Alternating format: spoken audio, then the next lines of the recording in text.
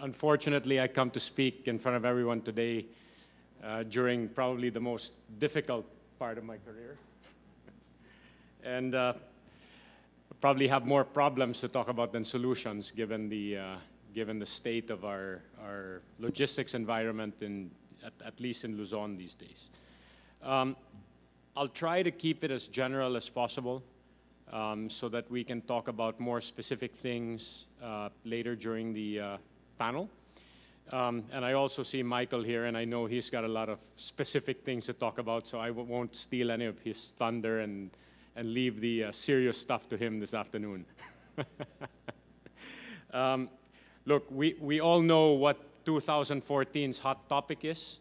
Let me see, yeah, here we go. Our Manila City truck ban, which increased the yard utilization in the container terminals around the Port of Manila, led to an increase in logistics costs and a massive increase in the backlog of imports that were sitting in foreign terminals. This led to, as you can see from this slide, a serious reduction in vessel performance, truck turnaround, and the capacity of external depots around Metro Manila, something we've ignored for a long time. And that we ignored as a critical component of the supply chain and logistics network. Now, just before I continue talking about the truck ban and how I see things moving forward and how we can come up with solutions for this not to happen again, I'd like to talk about the concept of capacity from a logistics point of view. Size matters, yes. The bigger your facility, obviously, the easier it is. The more trucks you have, the easier it is. The bigger your warehouse, the easier it is. But no matter what you do, no matter how many trucks you own, no matter how big your container terminal is, no matter how world-class your facilities are, if you do not have a steady and efficient flow, in the case of a container terminal, between the seaside and the land side, you will never, ever have an efficient operation. It's like a dam. This is the San Roque Dam, the 20th largest dam in the world. Massive in terms of capacity, but if you don't open the floodgates, you won't be able to take any more rain in. That's just the bottom line. So what happened when the truck ban was implemented is initially you would cut off the flow from the container terminals to factories and warehouses. We all felt that immediately, right? I know Michael has said publicly that from 25 truck turnarounds a week, we went down to 10 or 11. That was directly felt immediately after the truck ban was implemented. What was not felt immediately was the fact that this reduction in flow from the container terminals to the factories increased the storage time of containers in the terminals from the historic 6 to 9 days, which was already quite high, to 16 to 20 days. That then severely affected the flow of trade, empties and exports onto the ships and imports from the ships into the Philippines. And that built up this backlog, which has severely affected everybody, probably everybody in the room. I know Toyota is here, and they run a very efficient, just-in-time plant here, and you can imagine what happens when you have that and that. Now, okay, why? I think it's important to look back on this and try to understand why there was no reaction. There was certainly reaction from us, from CEOs and people in freight forwarding, logistics, and shipping. But in general, the reaction was very mild. I think people did not realize, not to name anyone specifically, but did not realize the importance of roads and how the port is situated close to the consumer base of the country. Remember, this is an import-heavy economy. We're growing population, growing middle class, growing job market. all of this is driven out of our urban centers, and the #1 urban center in the Philippines is clearly Manila, and therefore your trade is here. And I'll talk about that a little more. Here are our international container terminals, ICTSI and ATI. The local government did not realize that the already stressed roads, the Delpan Bridge, Bonifacio Drive, and R10, the single artery out of the Port of Manila, they did not realize that these roads were already being stretched to capacity by the MMDA truck ban. They thought that people did not work at night, and surely we could move truck traffic from the day to the evening. Well, that was wrong, because 55% of all cargo moved at night already. So what they did, in essence, was take 45% and put it on top of the 55%. Therefore, freeing up these roads, which aren't really used by commuters to begin with, and jam-packing them in the evenings, thus eliminating consistent flow of trucks and reducing the flow of trucks by more than 50%. This was a very, very, how do I put it? Very oversimplified misunderstanding of how logistics work, and a perfect example of why putting in these kind of city ordinances or government regulations, no matter how well-meaning, need consultation from the experts and the people who are actually in the business, which in my understanding was done only on a limited basis. I said I'd talk about this more. There was also talk from the local government about how, well, okay, you know, if we packed up the streets at night, people can always move to Subic or move to Batangas. I'll talk about that a little bit later. But in reality, all the cargo is here. And people want to ship to where they are, where the brokers are, where the truckers are, where the people buying the cargo is. Like it or not, this is a reality, especially in developing economies. So more or less 6% of total import trade goes to the north, Pampanga and beyond. Laguna has almost 20%, but Batangas and Quezon only account for 6% of total imports. Cavite, the part of Cavite that is not accessible from the south, which is over here, and Metro Manila account for 70% of total imports coming out of the international container terminals. It's actually greater from an export point of view. And that's unfairly skewed because you have a couple of very, very large exporters in northern Cavite. But nevertheless, this effectively guarantees by proximity that people will want to ship out of their traditional hub, which is located in the center of the city. Again, right or wrong, that is the case at this point in time. Now, I said I'd talk about Batangas and Subic. Are these hubs of the future, gateways to Luzon of the future? Yes, absolutely. But from a pure size point of view, at this stage in the game, you could fit both those container terminals in probably 40% of MICT alone. So cargo is in Metro Manila and size is in Metro Manila. Where we did not have size, again, go back a couple of slides, was here. So what did the truck ban do? It took an already congested artery and effectively shut it down. So let's move forward a little bit and look at the Port of Manila in context and see you know, how we can then generate more capacity out of the Port of Manila so this does not happen again. The World Economic Forum infrastructure rankings ranked the Philippines from a seaport perspective 101, which is very, very poor. What they don't say is there are over 100 ports, and the reason that ranking is 101 is because about 100 of those ports are extremely poor. But you do have 4 container terminals in particular that are actually fairly world-class, expandable, and efficient. Manila is the biggest, of course, but you have great facilities in Subic, a good facility in Batangas, and a very, very good and successful JICA facility in Cagayan de Oro. If you strip out the 90+ other ports and focus on these 4, the ranking would be much higher.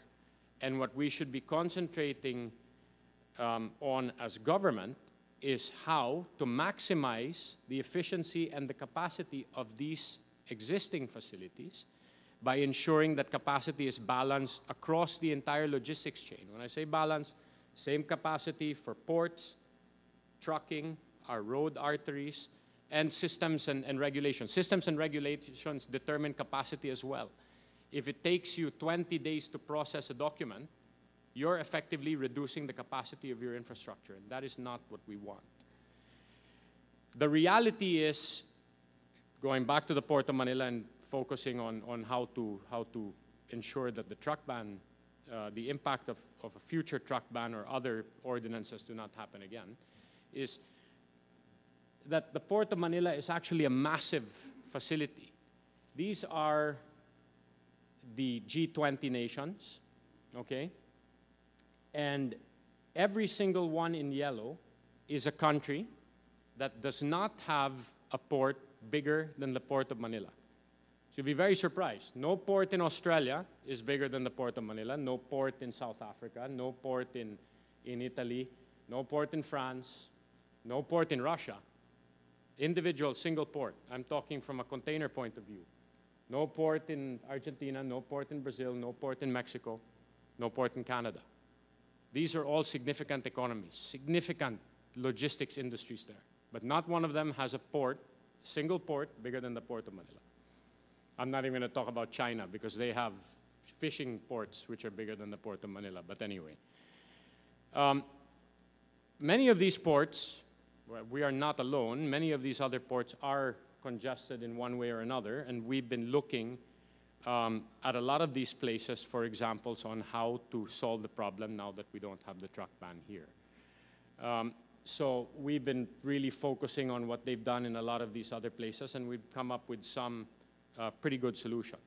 But the bottom line is, the one thing that all these countries have done to ensure that your container terminals are operating at their maximum level is guarantee that this circle here, which is road and truck capacity, is not smaller than this one here. You cannot grow for the long term if you have this problem. And if you have further issues like processes and behavior that limit this even further, like we have here, and I'll talk about that again a little bit later, you will never be able to get the most out of your port infrastructure, and you will certainly not be able to get a lot out of your logistics industry. What you want is this. You want positive process, you want positive behavior driven by innovation, you want your entire logistics network, all the ports in Luzon, to be functioning at its maximum capacity, which subsequently are supported by solid, equal capacity on the road and truck side. So rather than continue on that, I'll talk about very quickly some of these items and then leave the presentation so that you can ask me more specifics later during the panel. From a process point of view, we now know that there has been a silver lining from this truck ban, because we're now focusing on processes and behaviors that we should have been focusing on 10, 20 years ago. And I know some of you have been complaining about a lot of these things for a long time. But it's very, very easy to ignore problems when they're not affecting you. We know now that the collection of storage, demurrage, revalidation of certain documents need to be addressed. This is a quick fix that can save people days in processing. We've ignored the management of empties. Some of you may think it's trivial, you know, okay, empty container, doesn't have any goods, but this is critical to keep things flowing. We need the service providers to step up into the 21st century and start providing proper systems at these depots that hold these empties. We need them to have sufficient capacity to hold these empties. And you need to calculate sufficient capacity using proper math. It can't just be, oh, I need 3 hectares over here because that's where people seem to want to go. You need to use proper analysis to determine this. And we need to find ways to maximize our trucks and ensure that we have as few empty truck movements, but when I say empty, meaning no container on them, whether empty or full. And this is one of the things that a lot of people didn't realize with the truck ban. The return of empties was actually one of the gravest outcomes of that city ordinance. For years, we've allowed transactions to be done ad hoc. Arrive when you want, process when you want. Vessels can arrive whenever they want, no big deal. Things have to change. There needs to be more stringent monitoring of schedules. We need to force people to use every hour of the week. We need to make sure that people who are efficient are rewarded for being efficient. Finally, on this list, again, I'll leave this for Michael to talk about later, but I certainly think that a lot of improvements can be made on the customs and BIR side. Again, no matter how large your facility, no matter how efficient your trucks are, no matter how smart you are, no matter what you do, if it takes someone 10 days to process one piece of paper, we're going to be in trouble. Speaking very generally about all of that, we've worked since this truck ban has started with a number of importers to see if we could mitigate the delays they were having because of the number of vessels waiting and ensure that they were actually getting their containers faster than they used to despite all those delays. So here I have 10 importers. I've taken their names away. And these are the months, January to October. You can see when we started, pre-truck ban, the range of time that it took these really big names to move their containers out ran from approximately 12 days for 3 of them to over 30 days for 1 of them. Now we've handheld these guys, we've taken them through the BIR process, through the customs process, we've tried to tie them up with efficient brokers and freight forwarders, and we've managed now, post-truck ban, to get them to a range of 3 to 8 days. So previously, 12 to 32, 3 to 8. Huge improvement. Now, the fact of the matter is they still have to wait days for their containers to get off ships. That's a reality. But that problem will be solved. And when that problem is solved, these 10, and there are many others, will have successfully navigated all the problems that for years they've been ignoring because there was no reason to want to get below 30 plus days. And I think overall, one of the silver linings of this truck ban is that people are going to be doing things a lot more efficiently going forward. And that's great for the logistics industry. That takes me into one of the next things, which is behavior. Because this behavior is driven by the fact that people are desperate. I'm hoping that people don't change their behavior when things normalize. This is another thing about government regulation, but I'll skip over that. And let's go directly to behavior. The reason why people were leaving their containers in for 12 days, 30 days, whatever it was, on top of having difficulty with processes, was because this low storage regime encouraged warehousing in the ports. We now, easy to ignore that before, but going forward, we know that this needs to change. To a degree, that's been our fault. We've been too flexible. We've allowed people to store as many empties as they wanted at very low cost. Not everyone, but many. We've supported the random and ad hoc arrival of again, not everybody, but many ships and trucks. And we've never given people incentive for being efficient. We've never given customers incentive for being efficient, and that's going to change. We will ensure that data transparency is there so that we correct the behavior of people who don't want to toe the line. The worst behavior, and well, worse is the wrong word. The most unfortunate behavior, and one that really, really needs to change, is this. After the truck ban, truck moves went up by 41%, average across a week. Daily inventory of imports went down by 34%. So that's all fantastic. But what happened? All the headway we made during the truck ban, convincing people to maximize the use of the roads and the ports on the weekends, went out the door. As soon as the ban ended, the pull-out of imports on the weekends dropped by 56%. So effectively now, all the hard work you do to get imports out throughout the entire week get brought back to square one, sometimes square zero, because Sundays are a ghost town in the ports. I talked about innovation, and I think one of the ways to correct the behavior, rather than creating more problems for everybody, is to actually put innovation in place that incentivizes people to do this and forces them to do this. Now, this is truck movement across February, average per period per day.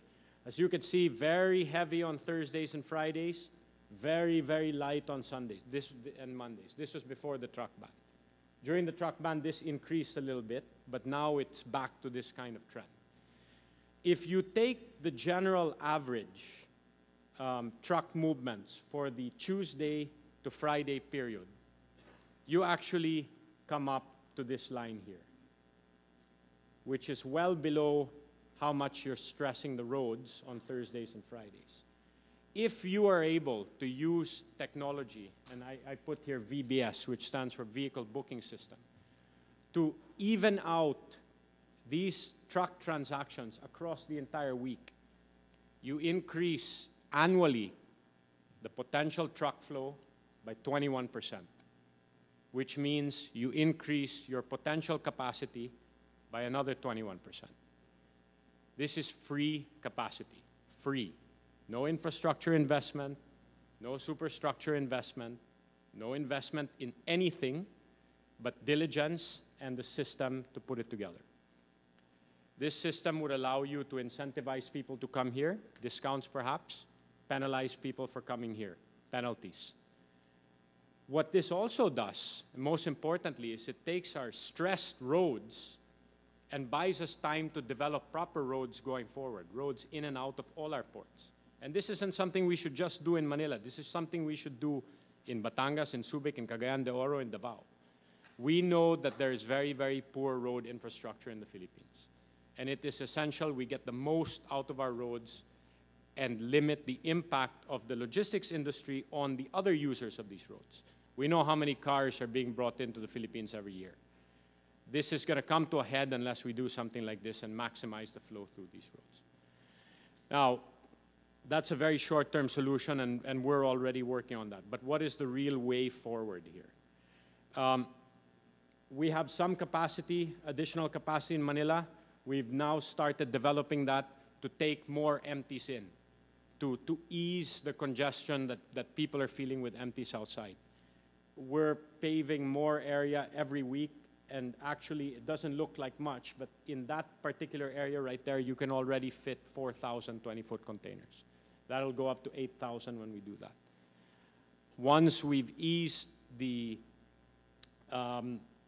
congestion issues related to empties, we will then redevelop this into a proper container yard going forward. Another interesting thing is taking the concept that is used in a lot of other countries, congested and not congested, and developing inland container facilities. We will be doing so in Laguna. We're calling it the Laguna Gateway Container Terminal. This is a 21-hectare facility that at full build will probably require an investment of upwards of $50 million. We will complete the 12 hectares in MICT and equip that well in advance of requirements. We will expand Subic, despite the fact that we only see 20% capacity utilization there next year. Again, this is more to incentivize people to move up there, but also to ensure that we hedge our bets against city ordinances going forward that have a negative impact on the flow out of the ports. We will also expand the berth in Subic.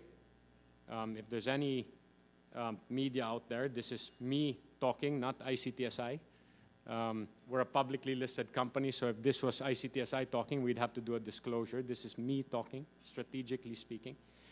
And the reason we want to expand those berths and will eventually expand those berths is to ensure that we're able to handle much bigger ships coming into the Philippines. This will drive the cost of freight down dramatically because it drives down the cost for the shipping lines dramatically. As an example, we're doing a container terminal in Australia now, and by allowing the shipping industry to upsize from 4,000 to 5,000 TEU vessels to 8,000 TEU vessels, we're estimating per FEU savings of between 100 and 300 US dollars per 40-foot slot, which will ensure better profitability for the shipping lines, but a lot of these cost savings will be passed on to the logistics industry. We need to do the same here. We need to look at the next wave of ships and ensure that Philippine ports can handle this. To support that also in Manila, because we know that we need the capacity here as well, we'll be adding 2 new ship-to-shore cranes at some point in the near future, and we will extend our berth into berth 7, again to cater for the bigger ships. We will likely develop a barge terminal to support the development of other areas that do not have full-fledged container terminals, Bataan, Cavite, etc. And at some point or another, if we can come to terms with DOTC for them to put a second track from Alabang to Laguna, we will reconnect MICT with the Laguna terminal by rail. And finally, and most importantly, we will ensure, and I know people from Metro Pacific Tollways are here, we will all ensure somehow to get the port connector roads and direct access roads built into MICT at the very least. In the long term, and this is something that you'll see an ICTSI logo there. I didn't use the logo in any other parts of the presentation, but here you will see something that we're using in every single country, whether highly developed like Australia or developing like the Congo, as an example. It's absolutely critical that you do not only look at the quay and yard and maybe the gates like you've been doing or like we've been doing or the entire container terminal industry has been doing for the last 30 years. You need to look at roads. You need to deal directly with your customers to get their inputs on how this works. You need to ensure you have safe environments for your customers and your employees. You need to operate in an ethical manner. This is very, very important. We've had this discussion here with the truck ban and the bribery and all of that. That is absolutely unacceptable, and that is something that is tantamount to being a successful port, making sure that you consider ethics a big part of your strategy. And the one thing that oversees all of these are integration and engagement with community and government. This is our model around the world, and this is going to be our model. Well, it always has been our model, but we will emphasize it even more going forward here. And again, just to go back to that, we will use that model, and we will use that engagement with the entire logistics industry to ensure that the capacity on this side, road, truck, and rail, equals the capacity on that side. And this will ensure to everyone here who's from the logistics industry that your inflow and outflow of containers is protected, and your inflow and outflow of goods from factories and warehouses is also protected. Thank you. Bravo. A very good presentation from a very smart fellow.